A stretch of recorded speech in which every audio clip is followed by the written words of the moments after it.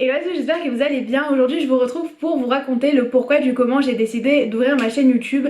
C'est pas forcément une vidéo que je comptais faire, mais on m'a posé la question et c'est vrai que quand j'ai répondu, j'étais assez fière et assez contente d'avoir ma chaîne aujourd'hui. Donc c'est vrai que j'ai pensé que ça pouvait être peut-être intéressant pour vous, qui sait, et pour vous encourager, vous aussi, si jamais vous avez une passion à ouvrir votre chaîne YouTube aussi. J'espère vraiment que cette vidéo elle va pas être trop longue. Normalement l'histoire je la connais par cœur donc il n'y a pas de souci.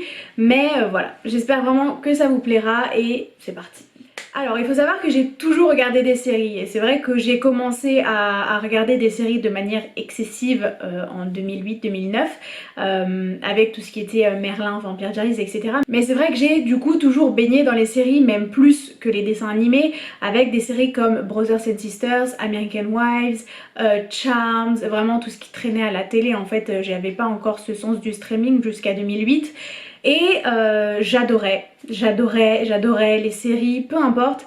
Ce qui était assez fun aussi, c'est que c'est des séries qu'aujourd'hui je me dis, t'as regardé cette série, t'avais 7-8 ans. Moi, clairement, Prison Break, c'est clairement pas quelque chose que je donnerais à ma fille de 8 ans. Mais voilà, j'avais des parents assez cool à ce niveau-là. Et puis même au niveau des séries, le truc c'est qu'ils m'ont toujours laissé regarder plein de séries, ça les a jamais dérangés.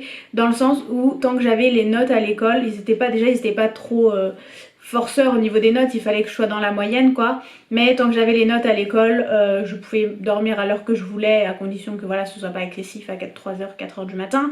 Mais je pouvais dormir à l'heure que je voulais, je pouvais regarder autant de séries que je voulais. Et en 2008, j'ai connu la série Merlin qui a été vraiment une révélation pour moi. Ça a fait...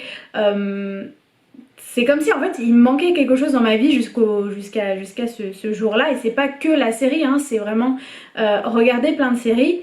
Et en fait j'ai eu la chance de comprendre un peu comment se passait le streaming à l'époque, hein, c'est clairement pas le streaming de Netflix d'aujourd'hui. D'ailleurs je pense que je ferai une vidéo sur le streaming avant versus le streaming maintenant, parce que je pense que certains qui ont vécu ce streaming dans les années 2009-2010 jusqu'à la fermeture de Méga Vidéo, ce serait fun de se souvenir de tout ce qui s'est passé. Bref, là n'est pas la question du tout.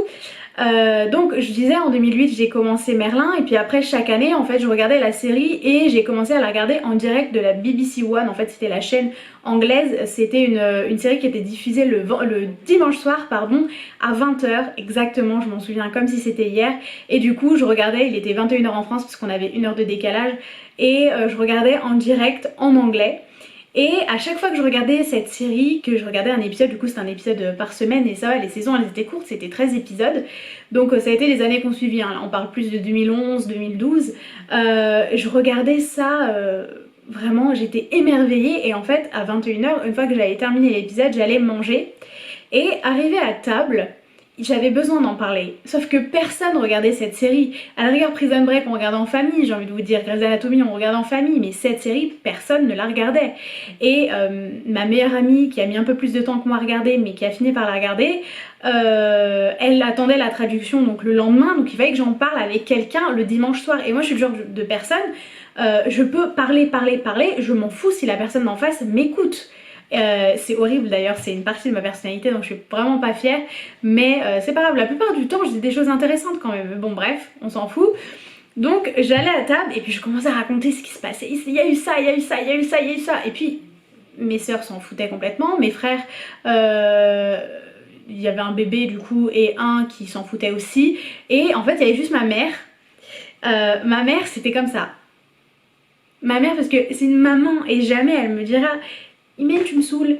Et en fait j'en parlais tout le temps.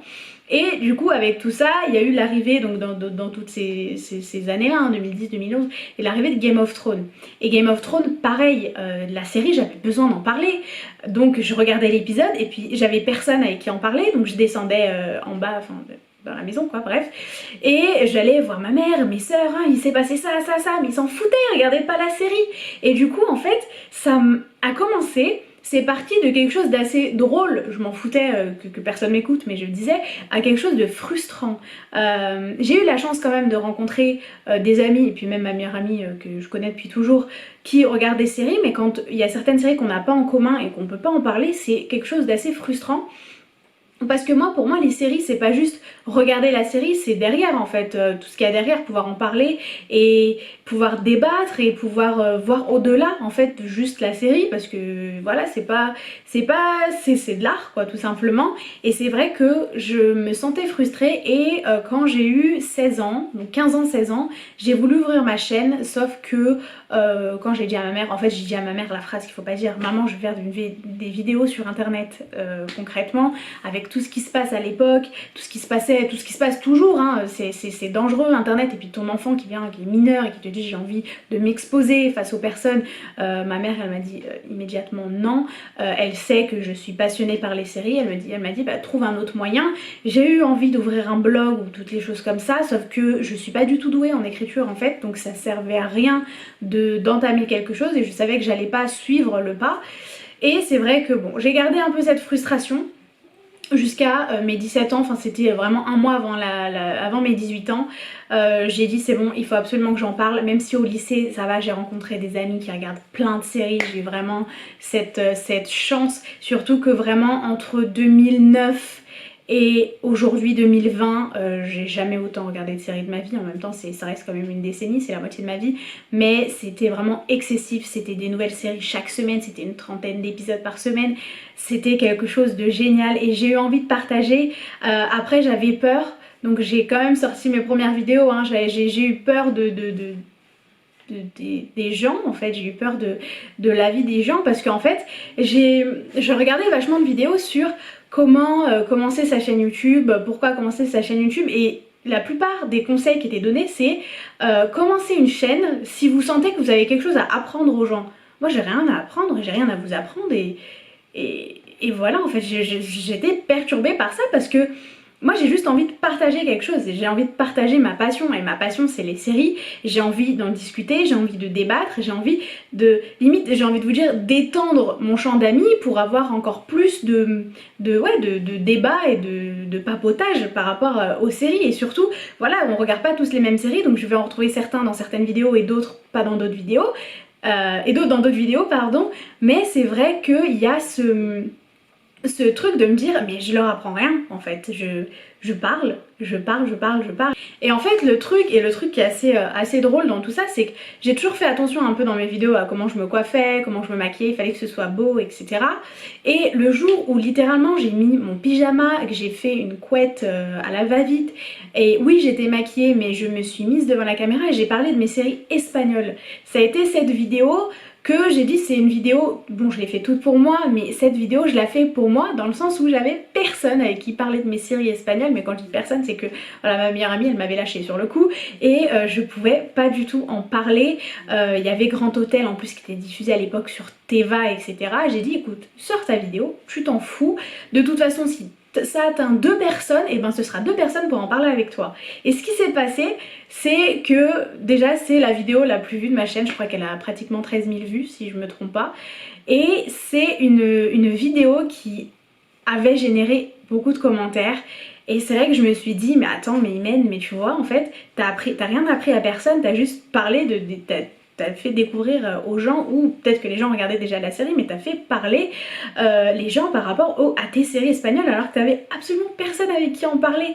Et c'est là où j'ai réalisé le pouvoir de YouTube. Parce que voilà, YouTube, quand on dit, moi personnellement, quand j'ai dit à mon père, je lui ai dit écoute, en plus, est-ce que je lui ai dit non, il m'a vu sur YouTube, ma mère était au courant mais pas mon père. Et mon père m'a dit bah il y a ta tête qui est apparue sur YouTube parce que bon tous les comptes ils sont sur le même iPad et du coup il m'a dit mais il y a ta tête qui est apparue sur YouTube et puis j'étais là en mode qu'est-ce qu'il va me dire? Il peut me dire bah c'est bien, c'est cool mais il était là en mode mais tu fais quoi en fait, si tu parles de quoi, voilà quoi. Et puis c'était assez drôle, c'est assez fun. Tout ça pour dire si jamais vous voulez commencer YouTube, vous voulez commencer quelque chose, vous partagez pas forcément YouTube hein, mais un blog ou quoi que ce soit, vous avez rien à apprendre aux autres. Si jamais vous avez des choses à nous apprendre, tant mieux. Moi j'adore les chaînes de pâtisserie etc où quelqu'un a un savoir et le partage, là n'est pas la question. Si juste vous avez besoin de parler à quelqu'un, que ce soit de séries, de films, de livres, de votre journée, faites-le, faites-le. De toute façon, vous avez quoi à perdre en fait? Personnellement, oui, j'ai toujours aussi peur des commentaires et j'ai cette chance que ma chaîne, elle commence à grandir et autant j'adore le fait de me dire que ça fait plus de personnes qui vont regarder mes vidéos et donc qui vont discuter avec moi, qui vont me DM sur Insta et avec qui je vais pouvoir parler des heures. Autant je me dis que les commentaires ça reste aussi quelque chose de très dur. Moi j'ai cette chance pour l'instant et on touche du bois de pas avoir de commentaires de haters ou quoi que ce soit. Mais quand j'entends tous les grands créateurs de contenu, les grands youtubeurs ou youtubeuses dire oui bah moi ça m'atteint pas, les commentaires négatifs ça m'atteint pas. Moi j'ai pas honte de vous dire que demain j'ai un commentaire négatif, je vais remettre toute ma vie en question. Attention, c'est pas du tout un commentaire négatif dans le sens ouais j'aime pas la série ou je déteste la série ou je peux pas me voir les personnages, ça c'est du débat, mais vraiment quelque chose qui m'atteindrait moi, c'est vrai que ça me toucherait et c'est une des raisons pour lesquelles j'avais peur de YouTube. Mais finalement quand on regarde et quand on fait un peu l'équilibre, YouTube m'apporte beaucoup plus, beaucoup plus que tous les risques, tous les méchants commentaires, tout le mal que ça peut m'apporter, et alors que ça me l'apporte même pas, hein, mais le positif me rapporte beaucoup plus que ce mal, entre guillemets, ce risque que je prends. Donc je suis vraiment super contente d'avoir sauté le pas et de faire aujourd'hui de plus en plus de vidéos. Et c'est vrai que le confinement, c'est une époque négative, le confinement c'est négatif, mais en tout cas ça m'a permis de, voilà, de reprendre plein de séries, de regarder plein de séries et de partager. Donc que vous regardiez ou que vous regardiez pas les séries, regardez les vidéos que vous voulez, regardez les vidéos qui vous plaisent. Je dis pas que je vous apprendrai quelque chose, mais au moins qu'on pourra bien discuter, bien avoir une belle conversation. Et c'est pour ça que je vous dis, n'hésitez pas à commenter et surtout n'hésitez pas à me DM sur Instagram. Instagram, les photos, j'arrive même pas à en prendre pour être honnête. J'ai pas ce truc de me dire ah il se passe un truc bien, prends une photo et puis j'ai même pas la qualité alors que j'ai un iPhone. Alors je comprends pas, mais bon je pense que c'est Apple qui joue encore ses tours.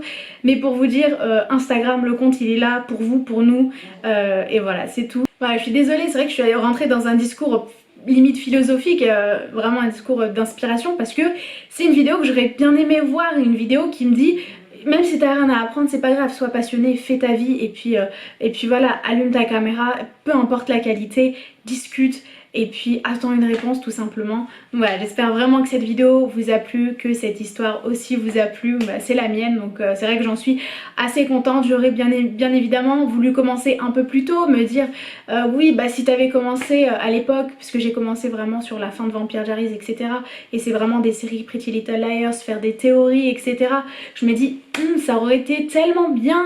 Game of Thrones c'est une série pourtant j'avais ma chaîne sur les dernières saisons, mais j'ai jamais réellement osé en parler parce que je me dis les autres grands youtubeurs, il y a même des petites chaînes, ils ont l'air plus légitimes que moi à en parler dans le sens où ils sont pros, je saurais pas comment vous dire, ils sont pros, voilà, moi j'ai l'impression que je suis juste quelqu'un qui regarde les séries, mais voilà, je pense pas avoir quelque chose à vous apprendre, mais je pense que ma passion c'est suffisant, et voilà, j'espère que en tout cas, malgré le fait que je sois pas tout le temps à l'aise devant la caméra, vous arrivez à voir cette passion que j'ai pour les séries, parce que réellement, moi, on m'a regardé dans les yeux et on m'a dit mais les séries, tu gâches ta vie à regarder des séries, ça sert à rien, tu perds tellement de temps, et puis je suis tellement pas d'accord, mais c'est difficile aujourd'hui de débattre sur ça parce qu'on reste devant un écran et puis c'est vrai qu'en soi on fait rien, mais si c'est de l'art, on ne va pas critiquer quelqu'un qui reste devant une peinture pendant 1 heure alors je conçois pas qu'on critique quelqu'un qui regarde des séries pendant des heures. Voilà, c'est tout. J'espère réellement que cette vidéo vous a plu, je vous fais d'énormes bisous et je vous dis à bientôt. Bye.